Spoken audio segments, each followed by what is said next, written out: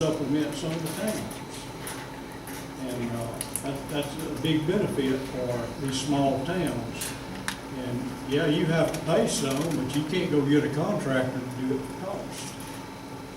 And that's just, one of the benefits that the county provides, for these smaller towns that do not have the equipment or cannot purchase the equipment to do some of that kind of work.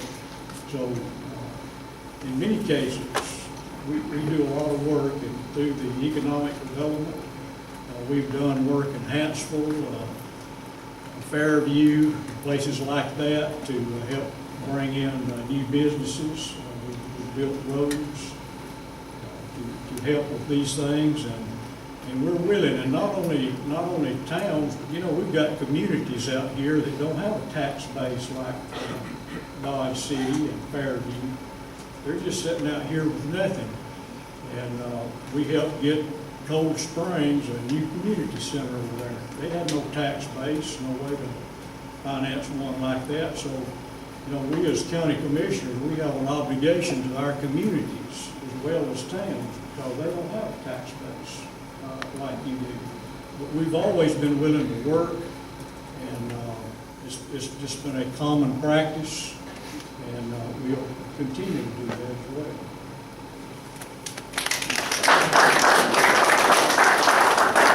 I guess I asked that question as far as helping Dodge City because with the help of economic development in the last 2 or 3 weeks on some stuff that we've kind of been working on,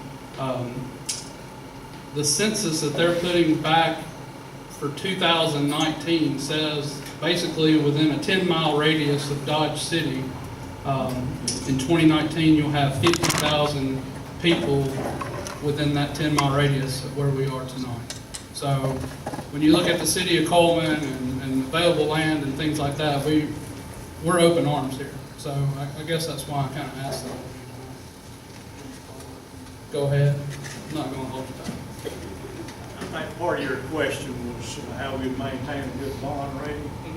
If I go back to the statement that I made earlier there, the Coleman Utility Board is going to accept this $90 or $100 million bond to dam out there. Coleman County is not signing on no bond. It's going to help our bond rating.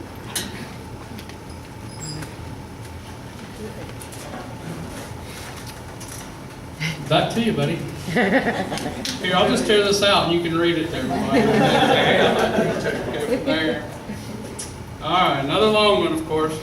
So the North Central Alabama Council of Governments, also known as NARCOG, has been highly involved in supporting projects within the Dodge City area through their grants and the revolving loan fund. The benefit of NARCOG remaining strong is to the development of more rural businesses and the care of our senior citizens. NARCOG is currently made up of 3 counties, Coleman, Morgan, and Lawrence counties, and they must maintain a minimum of 3 counties to continue in operation. 3 of the 4 current members representing Coleman County are currently sitting county commissioners. In order to protect the integrity of NARCOG while focusing on the best interest of Coleman County and maintaining harmony amongst the other counties' leaders who make up NARCOG, have you a strategy prepared in the event you're appointed to this board?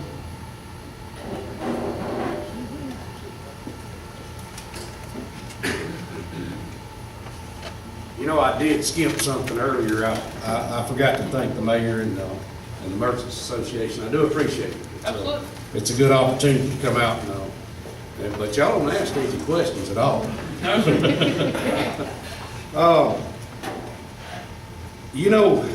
Let me back up just a second on one thing that I didn't talk about on the bond issue. I believe we got to keep a reserve. We got to keep a reserve, and everybody knows it. So I don't think managing that reserve, is going to be an issue. We've got to maintain it. I believe they said it was at 10%. We got to maintain a good reserve. But let me go ahead and answer the NARCOG question.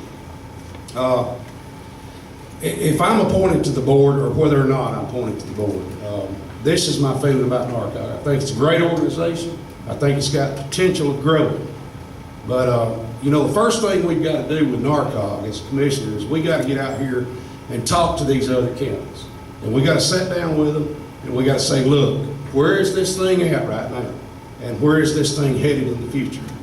Until we can figure out what the problems are. And you know what? If they're involved in it, let's give them equal representation. They got to have it. If they're a part of this organization, and if it turns into something bigger, then each section or each county that comes into it has to have equal representation on that board. We don't need to control that board totally in Coleman, and I know that. I understand that. So we're going to have to talk to these people and coordinate good efforts to keep this thing strong, because it has done a lot through grants. It has done a lot for our seniors. It's done a lot for our municipalities out here.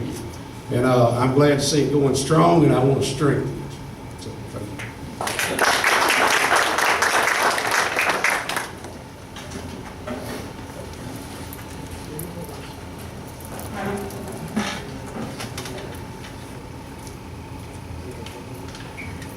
I guess in order to answer your question, I really don't know enough about it to make an educated answer. That Talk was about that. anything, JP. Talk about anything. I don't want to stand up here and blow a bunch of smoke and tell you a bunch of stuff because I really don't know. So. There we go.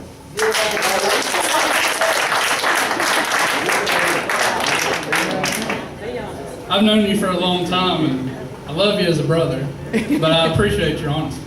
Yeah. I'd rather you do that than blow smoke up this crowd. There you go. As far as I know, NARCOG is doing just fine right now, but it's not by county. The participation and representation is by population of each county that determines how many people are on there. The biggest responsibility that NARCOG has got, what affects us the most, is the money that flows through them to help support our senior citizen programs for Coleman County. I like to pat old Randall Shedd on the back. He's one of our new state representatives now. But Randall Shedd has done a fantastic job running the aging program here in Coleman and making sure, holding their feet to the fire up in Morgan County, that the money is fair, the representation, the division of it, and so forth. They've got a loan program. That's what the point was. It's available for anybody who wants to get involved in it, to borrow some money to expand a business, build a business, something of this nature. But the biggest point of all is the support that we get for our aging program. We have got the best aging program of all three counties, bar none. It is excellent, and when Randall departs one of these days, wherever, I'm just hoping that we get somebody as good as he is, I think, to run that thing up there, because it takes some time, it takes some perseverance behind it, but they're the ones that put on the Christmas program at the Civic Center. They put on a thing at the day at the fair, and they call it every year for all the three counties come into Coleman and support that thing. Inoculations every year for the flu or anything else. That's provided. When the fair is going on, that's provided. They hire all the cart buses to come in and bring these seniors in. So they've got a quality of life that they probably lost some years ago when we didn't have carts. And the kids all had to work. You couldn't bring mom in or grandma or whatever type thing. Hey, grandma don't need your ride no more. She can call carts and say, I need a ride tomorrow to go to the Commission on Aging, participate in the bingo program, and while I'm there, I'll see their attorney about my taxes and so forth, and she can do it. It's provided free.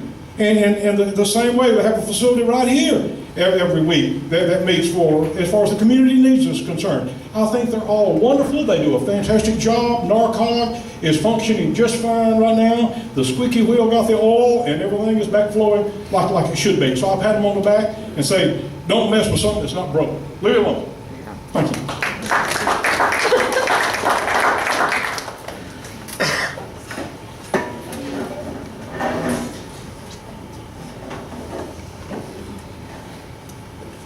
If appointed to a board, I'd be willing to work with all other counties, anything to help our senior citizens do what we can. I don't know much about NARCO, I'm kind of like JP, I don't know, we elected, I'll learn, and I'll help out. Thank you.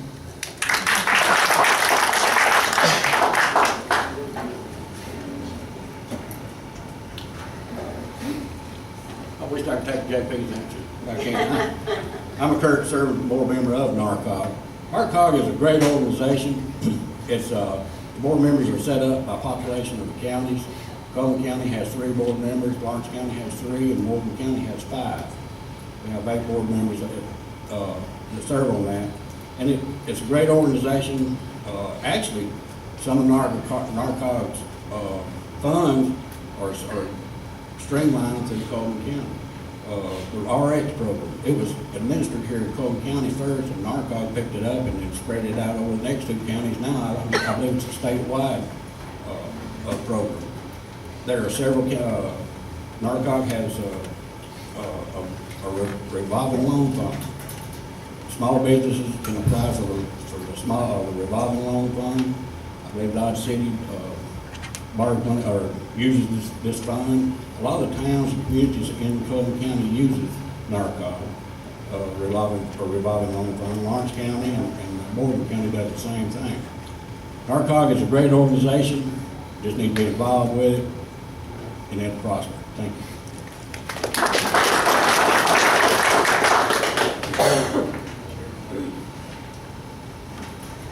I'm going to refer to JP, but I think it's a good organization as long as it's helping our folks and it's helping our county and our communities. I will support whatever we can do for our folks.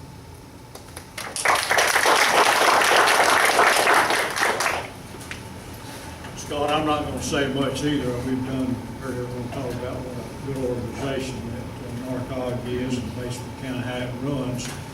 I guess one more thing I can add, how's the representatives from Coleman County get on the board up there?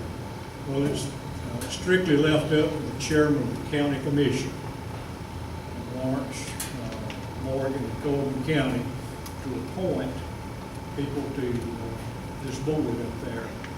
And Chairman Walker appointed myself and Commissioner Yarborough and himself, and the president of the Coleman County Mayors Association. And so as the chairman of the Mayors Association rotates, then that board position will be rotated. And it would suit me just as well if he wanted to use my slot for somebody else. But his reasoning behind that, I asked him, and he said, well, you're elected by all the people in Coleman County, so you kind of represent all communities, means you can't put every mayor in the county on the board. And that's kind of how that's set up. That's about all I have to say, because it is a good organization, especially for our seniors.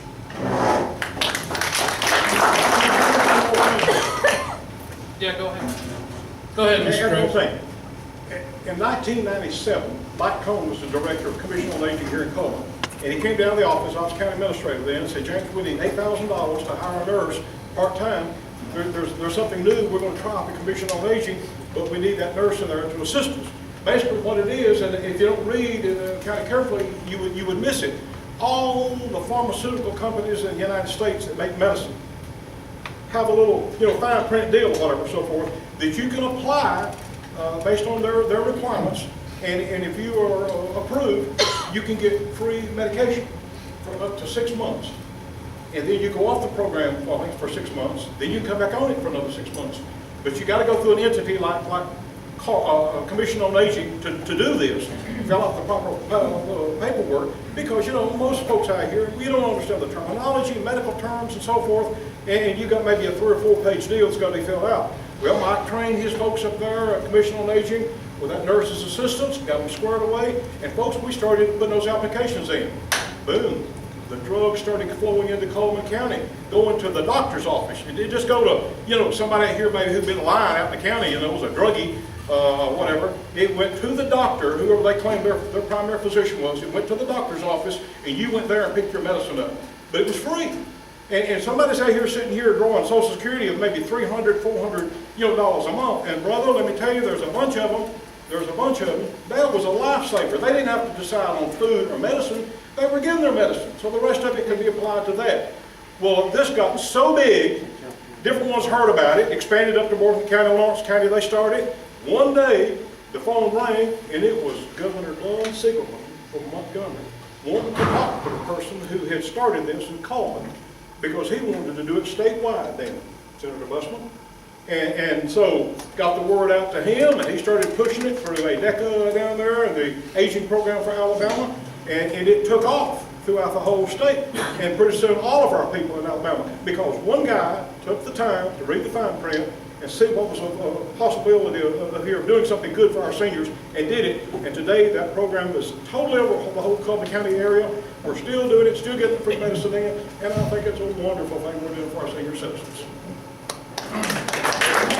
And the mayor either wants to talk about NARCOG, or she's telling you it's intermission and I'm done. No, so. no. You gentlemen are talking about our seniors. Every second Saturday in June, our seniors invite every senior in Coleman County to come for a hot dog and watermelon lunch. We're getting y'all up to the watermelons. We'll do it. I think Mr. Graves, Commissioner Yarborough, and Commissioner Higgs have already obligated yourselves, so love watermelons. And you heard it here, that's Dodge City Day, June the 14th. Scott, you sent us an email reminder. Yes, sir, I can do that. Hey, quick question for some of you that have been involved in NARCOG. Do you feel like the governor, keeping it as it is now, using the counties that are part of NARCOG, benefits Coleman better than that changing up and possibly getting involved with like Jefferson County or somebody like that? I'll speak on that. If we'd went to Jefferson County or Lawrence County, we'd been spared off, we would have lost benefits in Coleman County, because we would have not even had much representation in Decatur now. Actually, I think the governor done a great deal, getting us down and getting us to work it out. Is it right that the revolving loan fund now between those three counties is almost like 864 million, is that right, or is it 86? Maybe 86 million between the three? The other we got, if it's 860 is a lot. not even 80. They would probably put this towards the question that I'm going to start with Mr. Busman on, matter of fact. Are you ready? So, since 2004, enrollment in the Alabama Medicaid program has increased 41%. Nearly 1 million individuals are now receiving benefits. The Kaiser Family Foundation states an expansion in coverage promised under the ACA would result in $470 million in new state spending between 2014 and 2019. Discussions of Medicaid reform, higher state and federal taxes, and even a multi-year Medicaid block grant are all on the table now on how to possibly fund this federally dictated program. Medical doctors are now refusing to see some patients and encouraging patients to visit the emergency rooms for free care. The 2015 Medicaid budget was just increased by $70 million to over $685 million. Many say this is the #1 issue in the state of Alabama. Would you agree? And how do we control the rising costs with the general fund expected to shrink by over $83 million in 2015? First off, let me thank the merchants and the mayor for having us out. It's a good thing to be able to get out and talk to people and let people know what the issues are. One of the issues that you just brought up is probably the biggest issue in the state of Alabama right now, and that's Medicaid. Medicaid is eating up a tremendous amount of our general fund budget. And as that grows, we have less money for the other services that need to be provided outside of education. That has grown exponentially over the years, and it continues to grow. We have right now approximately 200,000 Alabamians that could qualify for Medicaid that don't take it. If those people came on the roll, we would not be able to afford that in the state of Alabama, much less the Affordable Care Act, which is going to add another several 100,000 people to that Medicaid roll. We have been very strong in opposition to the expansion of Medicaid. That's not the best thing we can do right now. The best thing we can do right now is to create jobs, provide people good employment, to provide businesses with less stress, less regulation, so they can hire more employees, so when the people get jobs, they're not gonna need Medicaid. Now, one of the issues that we do have to very closely watch the community hospitals. The community hospitals are the first ones that are gonna fall apart over the next 3 or 4 years if we're not very careful with how we handle the issue. And so I'm very concerned about the community hospitals, and we're watching those community hospitals very closely. At some point, we may have to buy into some part of the Medicaid system. We may have to buy into some part of the Affordable Care Act, simply because we do not want our community hospitals to close. As soon as the community hospital closes, then the community dies. So one of the goals that we have is to protect the community hospitals, to make sure the community is open and ready for business, and we create jobs. When we create jobs, we eliminate the need for many of the programs that we're on right now.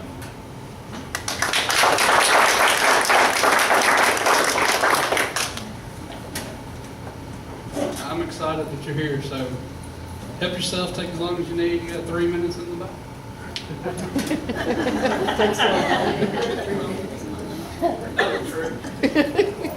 I'd like to thank the mayor and the Merchants Group for having us here tonight. Medicaid expansion is a big problem. Our seniors are growing all the time, and they're outgrowing our Medicaid system. So we've got to find ways to fund Medicaid, and one of the ways to help this problem is through education and job creation. And we've got our youth that are leaving the state for better paying jobs, and one of the things that we need to do is we need to expand our trade schools, and because we need people with the skills to take these new jobs that we have coming into the state of Alabama, and that will solve part of the problems.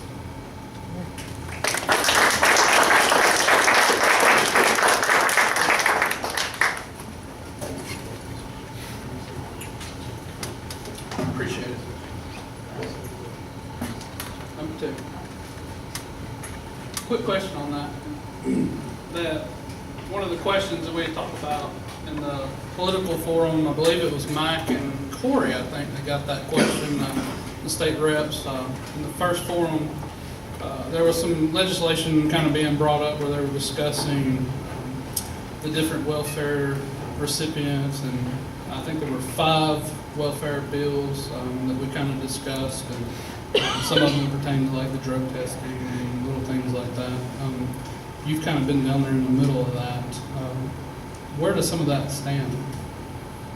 Well, what we're trying to do, what we were trying to do is to make people responsible for their own actions. We don't need people on services that aren't looking for jobs. We don't need people on services who are using drugs.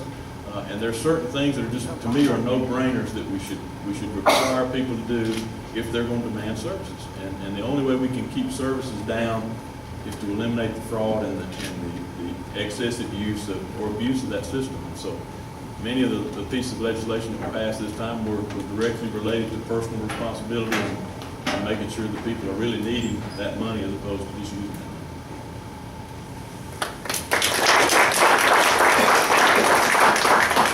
And I completely agree with you, because the question before that last time was about education. And I think we all see that even in Dodge City, when you look at some of the rural community and that kind of thing, possibly the adults, it may be a little bit harder to bring them out of that scenario, but you got the kids. And if you can put the education before the kids and give them an opportunity that the parents may not have had, then yes, you are correct. And that will end that. All right, so question number 2. According to RSA, which is the Retirement Systems of Alabama, more than $11.9 billion in health care benefits have been promised to 138,000 members and 147,000 of their dependents. PHIP says the program is roughly $220 million short this year due to the surge in retired teachers and declining full-time teachers. The legislature approved a $5.9 billion budget that provides additional money to teachers' insurance, but no pay raise. A 2% raise would have a cost probably about $80 million. Instead, the Senate added only at one time, I believe it was 1%. They decided not to. But in either case, how can those liabilities be funded and more teachers be added to the classrooms and those possibly receive those pay raises provided without the risk to the government's credit rating? And now that the balance sheet is supposed to show that through the Government Accounting Standards Board, like how do we end that never-ending process of funding that past due? Well, one of the biggest problems we had when we came into office 4 years ago was we were completely broke. We had every rainy day fund that we had in the state of Alabama was maxed out. There was no extra money. There was no extra money to go to. And so we had to start doing what I prefer to do, and that's living within your means. Unfortunately, when we came in, there was an $11 billion shortfall in the pension program, in the state retirement program, which is our teachers and our state employees. At $11 billion, you cannot continue to let that go downhill. We have made a promise with our teachers and with our state employees that when they retire, you're going to have a pension plan. You're going to have a retirement. If you're $11 billion in the hole, you can't promise that. And so our goal is to try to shore up the retirement system. And unfortunately, 2 years ago, we had to ask the employees to increase their retirement benefits or increase their retirement premiums. That's the only way we could protect that system. We this year provided exactly what the RSA asked us to provide for the teachers. And unfortunately, when you do that, there is no money for pay raises. We had $134 million that was available to spend extra from what we had last year, just to provide the premiums and the health insurance that was needed for the teachers. Cost $93 million. So we've already cut 2/3 of what we had to spend by providing that, so they didn't have to take any more money out of their pocket. And that was our goal. We didn't want our teachers to have to take any more money out of their pocket to pay for premiums. Many of you know after this year, your premiums went up. My premium went up $300 a month. Okay? So we felt like that was a fair trade to allow them not to have any increased premiums. But when you do that, we didn't have the $80 million that would allow for the pay raise. Now let me explain one other thing. You hear a lot about the pay raise. There was never a bill in the Senate that allowed for the pay raise. You cannot give a pay raise without a bill. You cannot give a pay raise without a vehicle. So all the screaming and hollering and all the political games that were being played, there was not a bill to vote on. So there was no vote. There was no vote. The governor could have vetoed the bill, could have vetoed the education budget. There was no bill for us to deal with. We knew there was not money to do that. Even the proponents, even the supporters of teachers, even the strong supporters of the Democrat side, none of them put a bill in. So when you hear things like we didn't vote, we voted against the pay raise, that's just not true. There was no bill in the legislature besides the House. The House had one that didn't get out of committee.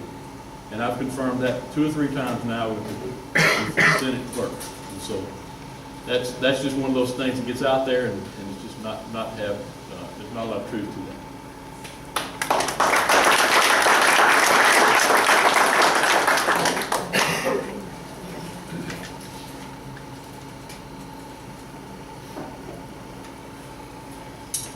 Would you repeat the last part of that question? Yeah. We were talking about the liabilities associated with the PHIP and the retirement and whatnot. So how can those liabilities be funded, more teachers be added to the classrooms, and then their pay raise be provided without the risk of the government's credit rating? And then nobody knows what the Government Accounting Standards Board is anyway, right? So don't worry about that. All right. One of the things that we had in effect a few years ago, I think that would have probably helped with our RSA 1,